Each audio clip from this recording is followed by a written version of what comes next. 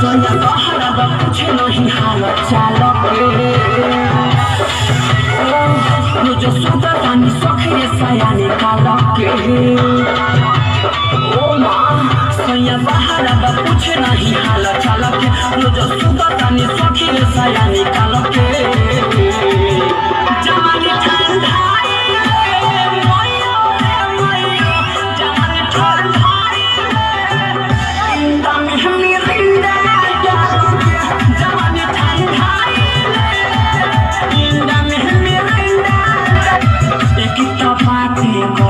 झूला से फेंकता लूटी सोया हमर बाहर से लेके आवत नहीं खाना छूची और क्या करी हो एक तो बाती गरम के सीजन झूला से फेंकता लूटी सोया हमर बाहर से लेके आवत नहीं खाना छूटी पछता तनी सखी जवानी पालो के केहू चाटे वाला नहीं के हमरा उठला लटे पछता तनी सखी रे जवानी पालक केहू चाटे वाला नहीं के हमरा उठला लटे जवानी ठंडा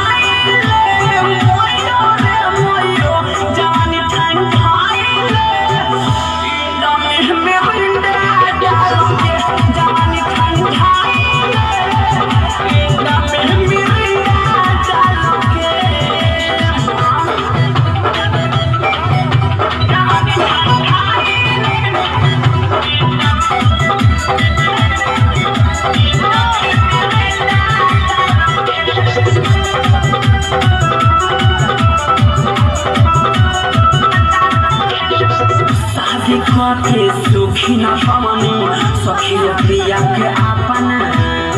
संजय शराबी के खाली देखी वो वाला सपना अरे ऐसा याद है मेरे में शादी के सुखी न पवनी प्रिया के सखी रे अपना संजय शराबी के खाली देखी वो वाला सपना हमें याद लगे हो हम ससुराल के पूछत रहे सखी मोरा दोनों गाल के अरे हमें याद आवे हो हम ससुराल के पूछत रहे सखी मोरा दोनों गाल के जवानी ठंडा